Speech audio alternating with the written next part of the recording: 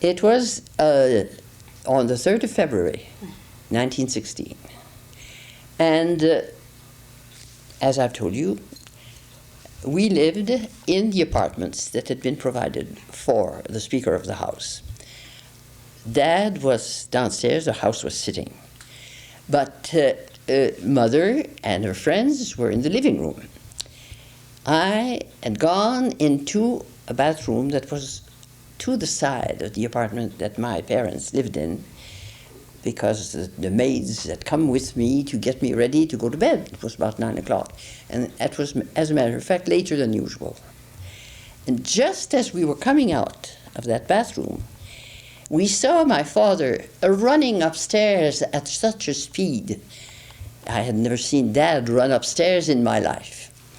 And he screamed, "Sauvez-vous, le Parlement est en feu." We were absolutely petrified.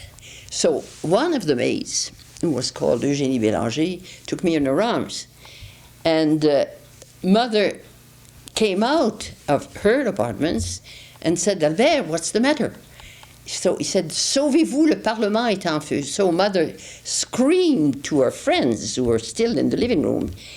And there was a little staircase that separated the level upon which the staircase landed and the upper part of the apartment, which was the living arrangements for the master of the house.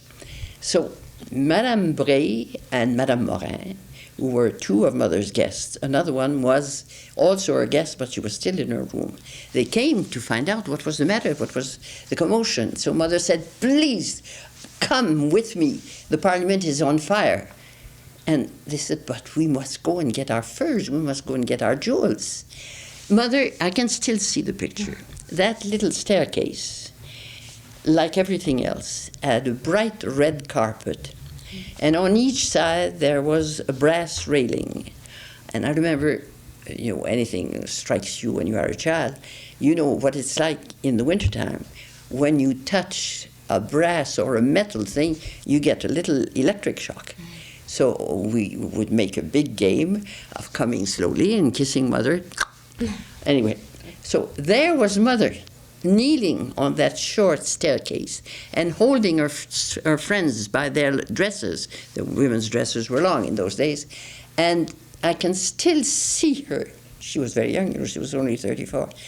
And I can still hear her telling them, "Je vous en supplie, je vous en conjure, venez-vous-en." And they tore themselves away from her.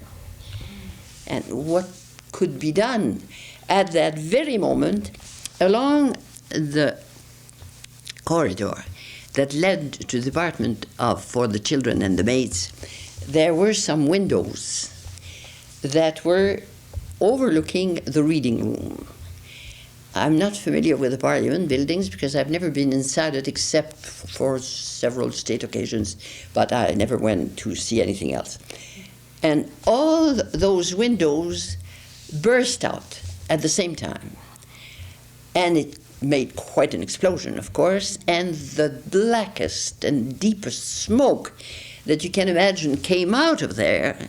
So at that moment, the other maid, she was very young, she was only 15, realized that my sister, who was only 11 months old, was in her little crib.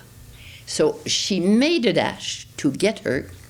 She picked her up complete with little blanket and brought her through flaming curtains. And by then, of course, Dad had said to Eugénie, "Give me Madeleine, she's too heavy for you." So he said to Mother, "We are going downstairs because we cannot stay here a moment longer." So we went downstairs. But Dad was terrified at the thought that Mother's friends were still there. And he wanted to go and get them, but it was impossible because the smoke was so dense, and Mother was screaming. Poor Mother, she was beyond imagination. "Albert, don't go there, you will die." And so finally, somebody prevailed, and he came down. And we were taken to the restaurant I don't remember the restaurant where I'd never eaten. We did not eat at restaurants in that 4 years old in those days. But I remember very well the door that led to it. It was covered in something green, a very brilliant emerald green with brass nails. And the maître d', who I'm told was a German.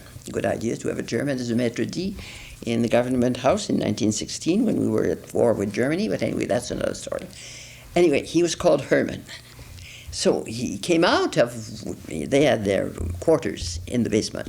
What is happening? What is happening? So somebody said, open the door and take Madame Sévigny and the children and the maids down to your rooms. Mother didn't want to go there. I, of course, had nothing to say about it. Eventually, we were taken down. And that was in the basement.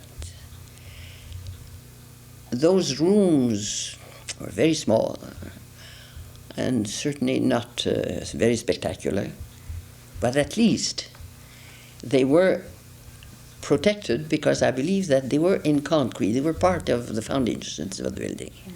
But Mother wouldn't hear of staying there. So she said, we are going out. And the Herman in question said, Madame Sévigny, I am in charge and you are not leaving this place until I've given permission for you to do so. She said, I'm leaving with my children and right away. And Mother, who was a very striking looking woman, a very beautiful one. But you can imagine in what state she was. Dad wasn't there. She didn't know where he was. She was thinking of her friends who were probably dying upstairs, which they were. So she said to Herman, you are letting us go. He said, no, she, tigress, she used to wear her nails very long and very pointed. She brought down her nails on each side of his face. And he was still wearing his full dress suit, as is still the custom.